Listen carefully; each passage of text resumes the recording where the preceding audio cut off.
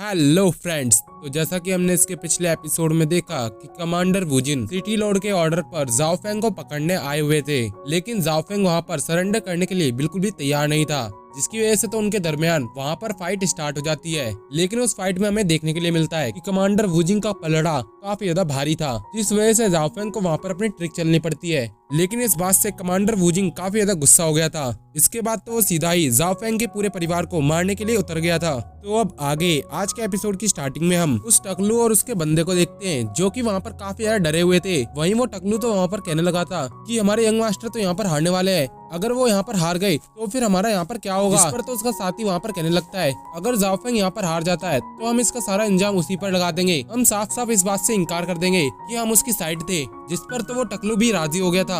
वहीं उन्हें ऐसा करता हुआ देखकर तो ग्रैंडपा को काफी ज्यादा गुस्सा आता है और वो उसको मारते हुए उससे कहते हैं कि आखिर तुम ऐसा कैसे कह सकते हो, जाओ फेंग हमारी फैमिली का यंग मास्टर है, तुम उसके साथ ही यहाँ पर गद्दारी कर रहे हो। जो सुनकर तो वो टकलू वहाँ पर कहता है कि यंग मास्टर, आखिर कैसा यंग मास्टर, उसके पास तो इतनी भी पावर नहीं है कि वो हमारे क्लैन को सही से चला सके। लेकिन मैं इतना भी पागल नहीं हूँ जो उस जैसे बंदे के लिए अपनी जान को खतरे में डाले। मैं तो यहाँ पर अपने साथी को लेकर सरेंडर करने वाला हूँ। जिसके बाद तो वो दोनों ही वहाँ से जाने लगते हैं। जो देखकर तो ग्रैंडपा को उन पर और भी ज्यादा गुस्सा आता है, लेकिन उनकी हालत भी अभी काफी ज्यादा खराब थी, जिस वजह से वो वहाँ पर ज्यादा कुछ नहीं कर पाते। वहीं वो दोनों बंदे तो कमांडर वुजिन के पास जाकर उससे कहने लगते हैं कि सर प्लीज आप हमें छोड़ दीजिए, हम यहाँ पर आपके सामने सरेंडर करने के लिए भी तैयार हैं। जो सुनकर तो कमांडर वुजिन उससे कहता है ठीक है, मैं तुम्हारी लाइफ को यहाँ पर बख्श देता हूँ। तो वहीं दूसरी तरफ हम जाओ फेंग को देखते हैं, जो कि अपने बचे हुए दो साथी से कहता है कि आखिर तुम दोनों यहाँ पर क्यों खड़े हुए हो, क्या तुम यहाँ पर सरेंडर नहीं करना चाहते, तुम्हें अपनी जान की कोई भी परवाह है या नहीं। जो सुनकर तो वो दोनों ही उसके सामने आकर खड़े हो जाते हैं और कहते हैं कि हम आपको छोड़ के यहाँ से कभी भी नहीं जाने वाले, ये जाओ फैमिली हमारा ही घर है और आप हमारे इस फैमिली के यंग मास्टर,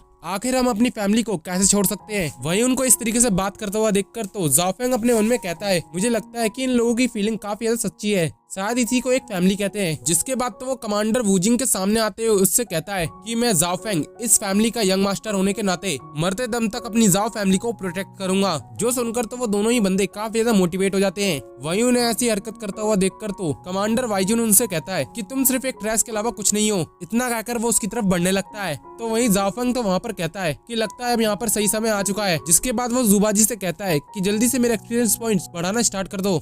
जिसके बाद तो वो प्रोसेस भी वहाँ पर स्टार्ट हो जाता है और इसके बाद वहाँ पर जाओ फेंग का लगातार ही ब्रेक थ्रू होने लगता है। जो देखकर तो कमांडर वाइजुन के साथ साथ वो टकलू और उसके साथी भी काफी हैरान हो जाते हैं। वहीं जाओ फेंग तो लगातार ही अपना ब्रेक थ्रू करता जा रहा था, जिससे उसकी टेक्निक्स की पावर्स के साथ साथ उसका कल्टीवेशन भी बढ़ने लगता है। इसके बाद वो प्रोसेस भी पूरी तरीके से कंप्लीट हो जाती है। जिसके बाद तो जाओ फेंग नीचे आते हुए उस कमांडर से कहता है कि अगर तुम यहाँ पर सरेंडर कर देते हो तो मैं तुम्हें यहाँ पर जिंदा छोड़ सकता हूँ। जो सुनकर तो कमांडर वाइजुन उससे कहता है कि बच्चे अपना ख्वाब देखना बंद करो। इतना कहकर तो उनमें फिर से फाइट स्टार्ट हो जाती है, जहाँ इस बार तो जाओ फेंग की पावर्स काफी ज्यादा बढ़ चुकी थी, जिसकी वजह से उसने आसानी से कमांडर वाइजुन को पीछे हटा दिया था। लेकिन कमांडर वाइजुन इतनी आसानी से हार मानने वालों में से भी नहीं था। उसने वहाँ पर अपने वही ड्रैगन को समन कर लिया था। जिसके बाद वो इसका अटैक सीधा ही जाओ फेंग पे कर देता है। लेकिन जाओ फेंग ने भी अपनी फ्लेम का यूज करते हुए उसके ड्रैगन को वहाँ पर डिस्ट्रॉय कर दिया था। वहीं इसी मौके का फायदा उठाकर कमांडर वाइजुन सीधा ही उस पर अटैक करने लगते हैं, जिसकी वजह से जाओ फेंग को वहाँ पर संभलने का मौका नहीं मिलता। लेकिन अब की बार तो जाओ फेंग की भी सटक चुकी थी। उसने अपनी सारी पावर्स को अपनी स्वॉर्ड्स के अंदर कंजर्व कर लिया था और उसका यूज करते हुए सीधा ही कमांडर वाइजुन पर अटैक कर देता है। तो वहीं इसकी वजह से उसका अटैक काफी ज्यादा पावरफुल हो गया था। जो देखकर तो उसके ग्रैंडपा और जीसीआई भी काफी परेशान हो जाते हैं। इसके बाद हम उन दोनों को देखते हैं, जहाँ पर कमांडर वाइजुन की हालत खराब होने लगती है और वो सीधा ही नीचे गिर जाते हैं। तो वहीं तभी जुबाजी की आवाज आती है, जो कि जाओ फेंग से कहता है कि तुमने 2 स्टार जर्नल वाले वॉरियर को हराकर यहाँ पर 1 लाख एक्सपीरियंस पॉइंट गेन कर लिए हैं। इसके साथ ही तुम्हारी शॉर्ट टेक्निक के स्टेट्स भी बढ़ा दिए गए हैं। साथ ही साथ तुम्हारी कल्टीवेशन प्रमोट होकर 5 स्टार जर्नल की हो गई है। जिसके बाद तो जाओ फेंग अपने ग्रैंडपा के पास जाता है और उनसे कहता है कि ग्रैंडपा आप ठीक तो है ना। तो इस पर उसके ग्रैंडपा कहते हैं कि हाँ मैं बिल्कुल ठीक हूँ। जिसके बाद तो जाओ फेंग वहाँ पर कहता है कि ग्रैंडपा अब आपका इस फैमिली के अंदर रहना बिल्कुल भी सेफ नहीं होगा, क्योंकि मैंने यहाँ पर कमांडर वाइजुन को मार डाला है, जिस वजह से यहाँ पर सिटी लॉर्ड किसी भी हालत में मुझे यहाँ पर छोड़ने नहीं वाले। जिसके बाद तो उसके ग्रैंडपा कहते हैं तो फिर क्या हमें यहाँ से इस जाओ फैमिली को छोड़ के जाना होगा। उनके ऐसे सवाल पर तो जाओ फेंग वहाँ पर कहता है कि ग्रैंडपा आप चिंता मत कीजिए, मैं जल्दी यहाँ के मैटर्स को सॉल्व करके आपके पास आ जाऊंगा। इसके बाद तो जाओ फेंग के दोनों बंदे वहाँ पर उस टकलू और उसके साथी को लेकर आते हैं, जहाँ पर वो टकलू और उसका साथी तो बिल्कुल गिरगिट की तरह रंग बदलते हुए उससे कहता है कि यंग मास्टर प्लीज आप हमें माफ कर दीजिए, हम आपको अपनी पूरी लाइफ सर्व करने के लिए भी तैयार हैं। उनकी ऐसी बात सुनकर तो जाओ फेंग उनसे कहता है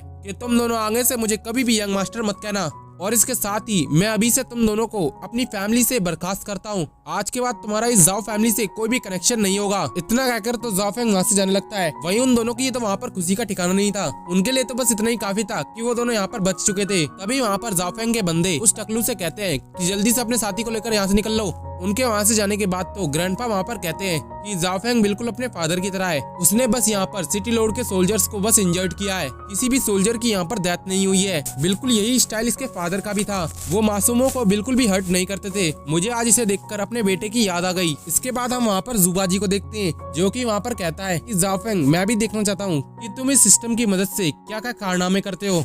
इसके बाद सीन शिफ्ट होता है और हम सिटी मैंशन के अंदर कुछ तैयारी को होते हुए देखते हैं। तभी वहाँ पर कुछ लोग आकर सिटी लॉर्ड को ग्रीट करते हैं और उनसे कहते हैं कि सिटी लॉर्ड, आपकी बेटी की शादी के लिए आपको बहुत बहुत शुभकामनाएं। जो सुनकर तो सिटी लॉर्ड भी उनसे कहते हैं कि आपका यहाँ पर आना ही हमारे लिए काफी था। जिस पर तो वो बंदे वहाँ पर कहते हैं कि अब से आपकी रॉयल फैमिली यहाँ पर जाओ फैमिली के साथ मर्ज होने वाली है। लेकिन जाओ फेंग तो सच में एक नंबर का ट्रैश था। अच्छा हुआ कि आपकी बेटी की शादी उससे नहीं हो रही है।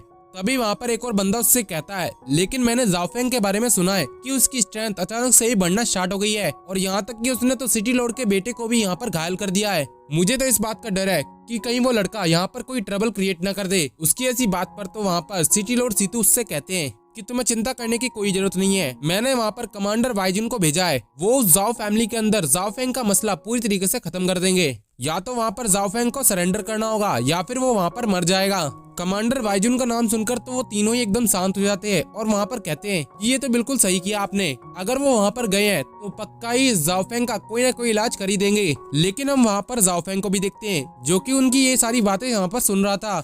इसके बाद तो वो एक पेपर और पेन को निकालते हुए उस पर कुछ लिखने लगता है और वहाँ पर कहता है कि लगता है यहाँ का माहौल कुछ ज्यादा ही खुशनुमा हो रहा है, तो क्यों ना इनकी खुशी को थोड़ा और डबल कर दिया जाए। चलो, मैंने अब ये लेटर तो पूरी तरीके से लिख दिया, लेकिन अब इसको भेजेगा कौन? वो ये सब कुछ सोच ही रहा था कि तभी उसकी नजर वहाँ पर उसी टकलू पर जाती है। दूसरी तरफ हम उस टकलू के साथी को देखते हैं, जो कि उस टकलू से कह रहा था कि ब्रदर, मैंने तो ये कभी सोचा ही नहीं था कि हम सिटी लॉर्ड के मेंशन के अंदर ज्वाइन होने वाले हैं। हमने इतनी साल तक जाओ फैमिली के अंदर सर्व किया है। हमारे पास जो भी जानकारी होगी हम वो सारी की सारी सिटी लॉर्ड को बता देंगे। उन्हें तो इस बात की खबर ही नहीं थी कि वो यहाँ पर क्या कह रहे हैं। वो सीधा ही आगे की तरफ बढ़ते जा रहे थे। तभी वहाँ पर जाओ फेंग उनसे कहता है कि क्या कोइंसिडेंस है, हम फिर से यहाँ पर मिल गए। उसे वहाँ देखकर तो वो दोनों ही काफी ज्यादा शॉक हो जाते हैं और उससे कहते हैं, क्या तुमने हमारी ये सारी की सारी बातें सुन ली? जिसके बाद तो जाओ फेंग उनसे कहता है, मैंने तो यहाँ पर सुना है कि तुम यहाँ पर सिटी लॉर्ड के मेंशन को ज्वाइन करने वाले हो। जो सुनकर तो वो दोनों ही काफी ज्यादा डर जाते हैं और जाओ फेंग से कहते हैं कि हम तो यहाँ पर बस मजाक कर रहे थे, आखिर हम सिटी लॉर्ड के मेंशन को ज्वाइन करके क्या करेंगे। उनकी ऐसी बात पर तो जाओ फेंग उनसे कहता है कि नहीं नहीं नहीं, तुम यहाँ पर बिल्कुल झूठ बोल रहे हो। मैंने तुम्हें खुद सिटी लॉर्ड के मेंशन की तरफ जाते हुए देखा।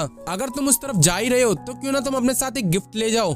इसके बाद सीन शिफ्ट होकर सिटी मेंशन पर आता है, जहाँ पर एक बंदा भागते हुए अंदर आता है और सिटी लॉर्ड सीतू से वहाँ पर कहता है कि मास्टर, जाओ फैमिली से यहाँ पर कुछ लोग आए हुए हैं। वो यहाँ पर कह रहे हैं कि जाओ फेंग ने यहाँ पर कांग्रेचुलेशन का लेटर भिजवाया है। जो सुनकर तो सिटी लॉर्ड वहाँ पर कहते हैं कि लगता है जाओ फेंग ने वहाँ पर सरेंडर कर दिया। उसकी ऐसी बात पर तो वहाँ पर कुछ लोग कहने लगते हैं, आखिर वो करता भी क्यों नहीं, क्योंकि जाओ फेंग के पास इतनी पावर नहीं है कि वो सिटी लॉर्ड को यहाँ पर टक्कर दे सके। तभी वहाँ पर वो टकलू और उसका बंदा आगे आते हुए इस लेटर को ले जाने लगते हैं, जहाँ पर वो बंदा टकलू से कहता है, क्या ये लेटर बिल्कुल सही होगा? अगर इस लेटर के अंदर कुछ उल्टा सीधा लिखा होगा तो हमारा यहाँ पर क्या होगा? जिस पर तो वो टकलू उससे कहता है कि तुम चिंता मत करो, ये बस एक कंग्रेचुलेशन लेटर है। जिसके बाद वो टकलू वहाँ पर सिटी लॉर्ड से कहता है कि सिटी लॉर्ड, हमें यहाँ पर जाओ फेंग ने भेजा है। हमने सुना है कि आज यहाँ पर आपकी बेटी वान जुआन की मैरिज है, जिसकी वजह से हमारे यंग मास्टर ने खास तौर पर आपके लिए ये कांग्रेचुलेशन लेटर आपके लिए भिजवाया हुआ है। जो सुनकर तो वहाँ पर सिटी लॉर्ड के साथ साथ और भी बंदे काफी खुश हो जाते हैं। वहीं एक बंदा तो कहने लगता है कि लगता है जाओ फेंग तो यहाँ पर एक नंबर का घटिया इंसान है, जो कि अपनी फियांसे की मैरिज की कांग्रेचुलेशन दे रहा है। के बाद तो सिटी लॉर्ड वहाँ पर उस पर्चे को ले लेते हैं और उसे वहाँ पर पढ़ने लगते हैं। उस लेटर के अंदर जो मैसेज था उसे बिल्कुल एकदम खास तरीके से लिखा गया था, जहाँ पर एक बंदा उस लेटर को पढ़ते हुए सिटी लॉर्ड को बताता है कि इस लेटर के अंदर ग्रीन और रेड स्प्रिंग की बात करी गई है। इसका मतलब तो एक ही निकलता है कि रेड का मतलब यहाँ पर वाइन से और ग्रीन स्प्रिंग यानी कि यहाँ के स्प्रिंग वेदर से है, जो कि यहाँ पर मैरिज को दर्शाते हैं। इसके बाद तो वहाँ पर सेकंड सेंटेंस को दूसरा बंदा ट्रांसलेट करता है, जिसमें कि सेकंड लाइन में टी और वाटर की बात करी गई थी। इस पर वो बंदा वहाँ पर कहता है कि टी का मतलब आपकी बेटी है, तो वहीं वाटर का मतलब प्रिंस यानजोंग है, जो कि बिल्कुल एकदम परफेक्ट मैच है। जैसे कि टी के अंदर पानी बिल्कुल एकदम मिक्स हो जाता है, इसी तरीके से उन दोनों को भी हेवन ने बिल्कुल एक दूसरे के लिए ही बनाया है। तभी वहाँ पर वो तीसरा बंदा भी कहता है कि आगे जो 2 लाइन लिखी है इसमें तो मिस वान जुआन का कैरेक्टर को डिस्क्राइब किया गया है, साथ ही साथ उनकी ब्यूटी के बारे में भी बताया गया है। जो सुनकर तो वहाँ पर सिटी लॉर्ड काफी ज्यादा खुश हो जाते हैं। तभी वहाँ पर एक बंदा आता है जो कि वहाँ पर कहता है कि मैं भी अपनी मैरिज के अंदर जाओ फेंग से इसी तरीके का लेटर लिखवाना चाहता हूँ। कि ऐसी बात पर तो वहाँ पर लड़कियां काफी ज्यादा हंसने लगती हैं। जिसके बाद वो वहाँ पर कहता है कि जाओ फेंग को मेरे लिए लेटर लिखना ही होगा, क्योंकि वो इस यूसुई सिटी का नंबर 1 लूजर है। उसकी ये बहुत बड़ी जिम्मेदारी है कि वो हमारे लिए इस तरीके के लेटर्स लिखे। वो सभी के सभी लोग यहाँ पर जाओ फेंग की खिल्ली उड़ा रहे थे।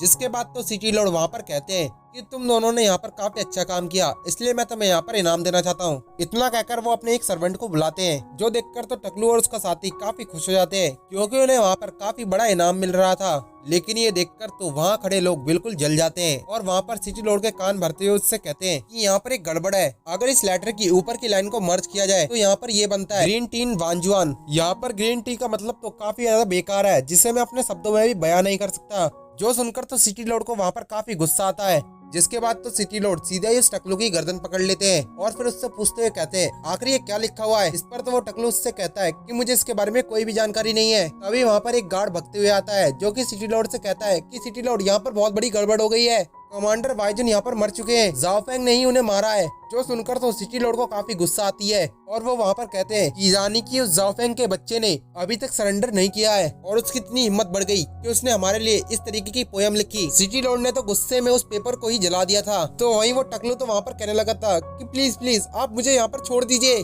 लेकिन सिटी लॉर्ड काफी गुस्से के मूड में थे, उसने तो वहाँ पर उस टकलू की पिटाई लगा दी थी। तो वही सिटी लॉर्ड की एक ही किक में वो दोनों ही वहाँ पर बेहोश हो जाते हैं। जिसके बाद सिटी लॉर्ड वहाँ पर कहते हैं कि जल्दी से सोल्जर्स को तैयार करो, मैं खुद जाकर उस जाओ फेंग और उसकी जाओ फैमिली को पूरी तरीके से डिस्ट्रॉय कर दूंगा। जिसके बाद वो सीधा ही वहाँ से जाने लगते हैं। जो देखकर तो एक बंदा वहाँ पर उन्हें रोक देता है और कहता है कि मास्टर आप इस तरीके से यहाँ से नहीं जा सकते, जाओ फैमिली से यहाँ पर काफी सारे गेस्ट आने वाले हैं। अगर आप इस मूवमेंट पे यहाँ से चले गए तो मिस वान जुआन की यहाँ पर मैरिज काफी ज्यादा खतरे में पड़ जाएगी। जो सुनकर तो वहाँ पर सिटी लॉर्ड भी कहते हैं तुम बिल्कुल सही कह रहे हो, उस जाओ फेंग का मसला तो मैं बाद में सॉल्व कर लूंगा, अभी के लिए मुझे मेरी बेटी की शादी पर ज्यादा फोकस करना चाहिए। इसलिए तब तक तुम एक काम करो, किसी बंदे को जाओ फैमिली के अंदर भेज दो जो कि वहाँ पर पल पल की खबरें मुझे लाकर दे सके। इसके बाद वो वहाँ से जाने लगता है और साथ ही साथ वो कह रहा था कि जाओ फेंग कुछ घंटे और जी लो, उसके बाद तुम्हारा यहाँ पर मरना तय है। और ये सीन दिखाते ही ये एपिसोड यहीं पर खत्म हो जाता है। अगर आपको मेरी एक्सप्लेनेशन पसंद आई है तो वीडियो को लाइक करके चैनल को सब्सक्राइब करना मत भूलेगा। मिलते हैं इसकी नेक्स्ट वीडियो में।